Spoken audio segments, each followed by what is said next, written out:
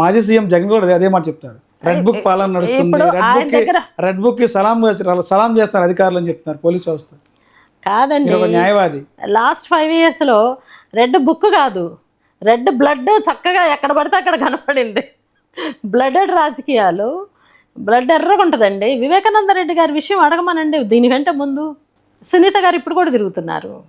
వివేకానంద రెడ్డి గారు, అవినాష్ రెడ్డి, భాస్కర్ రెడ్డి, దస్తగిరి, అనుమానాస్పద పరిస్థితుల్లో చచ్చిపోయిన వాళ్ళు, వీళ్ళందరి గురించి మాట్లాడారు. అనుమానాస్పదంగా చనిపోతున్నారు వివేకానంద కేసుకు సంబంధించి అలా బాబాయ్ వాడు పులివెందుల రాజకీయాలు అలాగే ఉంటాయి. అందువల్ల ఏంటంటే దాని గురించి మనం ఎంత లోతుగా మాట్లాడుకోకుండా ఉండదు మంచిది. ఎందుకంటే చట్టం దాని పని అది చేసుకుంటుంది.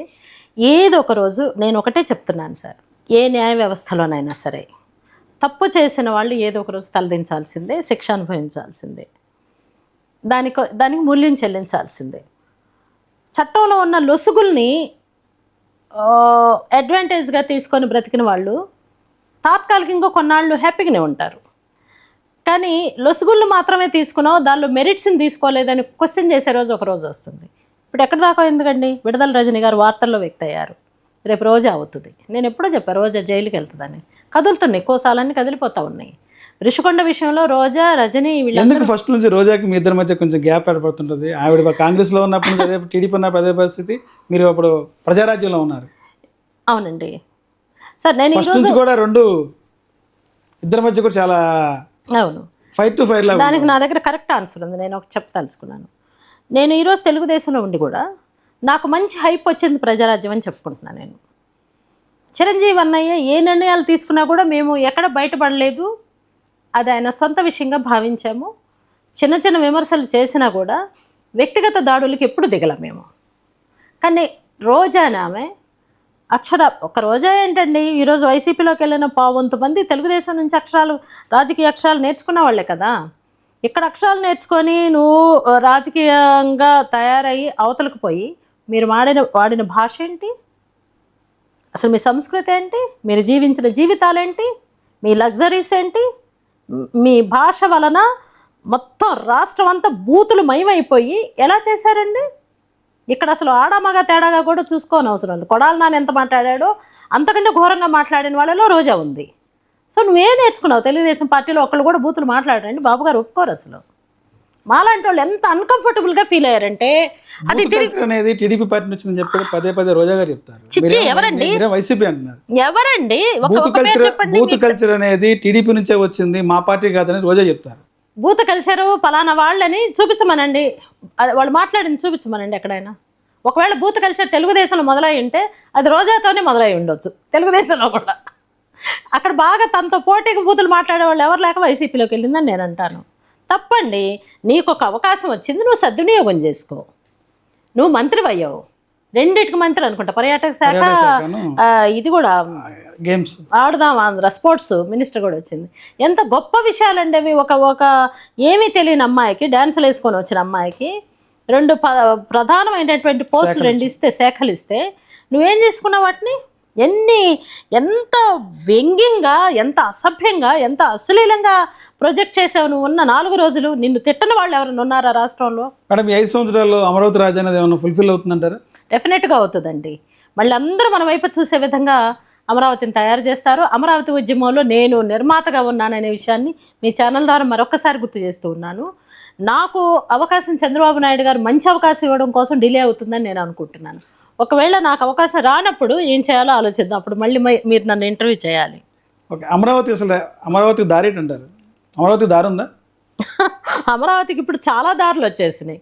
ఎలా అని అడగండి. అంటే సీడ్ యాక్సెస్ రోడ్ అనేది తుళ్ళూరు నుంచి స్టార్ట్ అయింది, అలా వచ్చిన తర్వాత కరకడ దగ్గరికి వచ్చాక అలా ఆగిపోయింది. అక్కడ నుంచి కూడా 3 రైతులు కోర్టుకు వెళ్ళడం వల్ల అది కంప్లీట్ అవ్వలేదు. కనీసం అధికారం చేపట్టి దాదాపు 10 నెలల కాలం అవుతుంది. 3 రైతులతో మాట్లాడలేని పరిస్థితి, అక్కడ నుంచి అది ఫిల్ చేయలేని పరిస్థితి. 4 లైన్ల రోడ్డు సీడ్ యాక్సెస్ రోడ్డు, 4 లైన్ల రోడ్డు సీడ్ యాక్సెస్ రోడ్ వేయలేనప్పుడు అమరావతి నిర్మాణం ఎలా పూర్తవుతుందంటారు ఈ 4 సంవత్సరాల్లో? సార్, ఇవన్నీ తెలియకనే బిల్ గేట్స్ వచ్చి మన చంద్రబాబు నాయుడు గారిని గెలిచారా? ఆయన కలిసింది ఆంధ్రప్రదేశ్లో కాదు కదండి, ఢిల్లీలో చంద్రబాబు నాయుడు గారిని గెలవటానికి ఇష్టపడిన బిల్ గేట్స్ ఈ విషయాలన్నీ తెలియకుండానే కలిసి మాట్లాడారా? ఆంధ్రప్రదేశ్ని డెవలప్ చేయడానికి అనేక కంపెనీలు ముందుకు వస్తున్నాయి. బిల్ గేట్స్ లాంటి ధనవంతులు ముందుకు వస్తున్నారు. వరల్డ్ వైడ్ ధనవంతులు ఎవరైతే ఉన్నారో ఈవెన్ ఇండివిజువల్స్ కూడా ముందుకు వచ్చి మేము ఆంధ్రప్రదేశ్ని అడాప్ట్ చేసుకుంటామని అడుగుతున్నారు. That is very good sign. So నేనేమంటున్నానంటే అండి, Rome is not built in a day. నేను మళ్ళీ చెప్తున్నాను, రోమ్ నగరం ఒక రోజులో కట్టలేదు. అట్లాగే ఆంధ్రప్రదేశ్ అనే ఒక గౌరవప్రదమైన, చైతన్యవంతమైన, ఒక మేధావులకి అసలు గడ్డల మేధస్సులకి ఇది అసలు పుట్టిన గడ్డండి. గుంటూరు, కృష్ణా జిల్లాలు, అసలు టోటల్ ఆంధ్రప్రదేశ్. చీఫ్ మినిస్టర్లు అందరూ ఈ విభజిత రాష్ట్రం నుండి చీఫ్ మినిస్టర్లు అయిన వాళ్ళు కదండి చాలామంది. ఇవాళ పవన్ కళ్యాణ్ గారు కూడా ఆ లిస్టులోకి రావడం చాలా అదృష్టంగా భావిస్తున్నాము. కాబట్టి ఏంటంటే ఇంత చైతన్యం కలిగినటువంటి ప్రజానీకము, ప్రజాప్రతినిధులు 5 సంవత్సరాల్లో ఒక రూపురేఖలు తీసుకొస్తారని నేను గట్టిగా నమ్ముతున్నాను.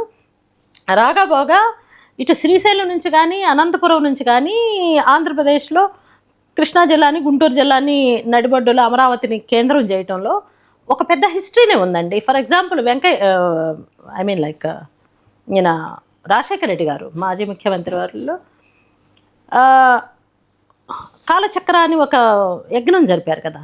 ఆయన బతుకున్నప్పుడే అమరావతిని ఒక ప్రపంచ పర్యాటక కేంద్రంగా చేయడం కోసం దలైలామా గారిని పిలిపించి కాలచక్ర అనే మహాయజ్ఞాన్ని జరిపారు అని అంటే, ఇంతకంటే మంచి చరిత్ర కలిగినటువంటి ప్లేస్ మనకేముంటుంది?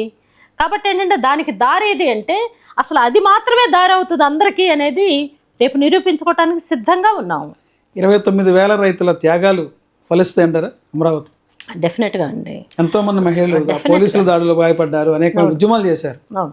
ఒక పండగ లేదు, ఏమీ లేదు, వాతావరణం లేదు, ప్రతిరోజు కూడా ఉద్యమాలతో ఇదే. ఆ ఉద్యమంలో బలిదానమైన వాళ్ళందరికీ నేను ఈ సందర్భంగా నివాళులు అర్పిస్తున్నానండి. నేను పర్సన్ టు పర్సన్ చూశాను. ప్రతి ఊర్లో నేను నా ప్రసంగాలతో నేను వాళ్ళతో కలిసి రోడ్ల మీద భోంచేశాను. నేను చెప్తున్నది ఏంటంటే అండి, వాళ్ళ త్యాగం ఖచ్చితంగా ఫలితం తీసుకునే రోజు వచ్చింది. వృధా కాదు, వాళ్ళ త్యాగాలు ఎప్పుడు వృధా కావండి, కాకపోతే సమయం పట్టవచ్చు. ఈ టైంలో చంద్రబాబు గారు మనకి సీఎంగా ఉండడం అనేది ఒక మంచి సంకేతం అండి. ఆయన కాకుండా మళ్ళీ ఇంకొక అదృశ్య శక్తి లేకపోతే అరాచక శక్తులు వచ్చి ఉంటే అసలు ఆంధ్రప్రదేశ్లో ఇప్పటికే ఒక 50%, 60% జనం పక్కా రాష్ట్రాలకి వలసలు పోయే మైనస్ ఇదిలో ఉంది. సో జగన్మోహన్ రెడ్డి గారు ముఖ్యమంత్రిగా వైదొలిగే నాటికి -0లో ఉందండి ఆర్థిక వ్యవస్థ. ఆయన అందరిని ఇంట్లో కూర్చోబెట్టి పని పాట ఇవ్వకుండా, ఒక అభివృద్ధి ఇది తీసుకోకుండా, ఒక కంపెనీని తీసుకురాకుండా, ఉద్యోగాలు లేకుండా, చదువు లేకుండా, సంజలు లేకుండా, ఇంగ్లీష్ కావాలంటే ఎందుకు కావాలండి ఇంగ్లీష్ మనకి? నువ్వు నీకున్న వ్యవస్థలు బయటకు గ్లోబల్ పరంగా బయటకు వెళ్ళి ఉద్యోగాలు చేయాలంటే ఇంగ్లీష్ కావాలి కదా మేడం. అసలు బయటకు వెళ్ళే పరిస్థితులు ఎక్కడ కల్పించాడండి ఈయన?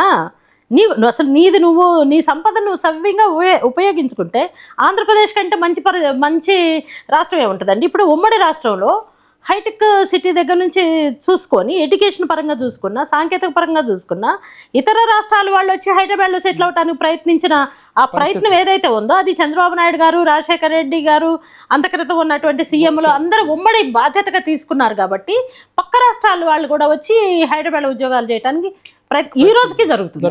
అది అసలు ఆ ఘనత కూడా మనకే దక్కటం అనేది కేటీఆర్ అసెంబ్లీలోనే చెప్పారు. ఇదంతా రేవంత్ రెడ్డి మీరు కాదయ్యా, ఈ హైదరాబాద్ మొత్తం it was built up by the Chandrababu Naidu గారు అని చెప్పిన సందర్భం ఉంది. మనం చెప్పాల, పక్క రాష్ట్ర ముఖ్యమంత్రి కొడుకే మినిస్టరే చెప్పాడు, ఐటీ మినిస్టర్. కాబట్టి ఏంటంటే మన గొప్పతనం మనకి తెలుసు. నేను ఇక్కడ ఒక విషయం, ఇంపార్టెంట్ విషయం మీతో షేర్ చేసుకోవాలనుకుంటున్నానండి. తెలుగుదేశం పార్టీలో నాకు బాధ పెట్టే ఒక చిన్న అంశం ఉంది. అన్నీ చేస్తాం, కానీ చేసింది చెప్పుకోవటానికి ఒక్కళ్ళు కూడా టాలెంట్ లేదు.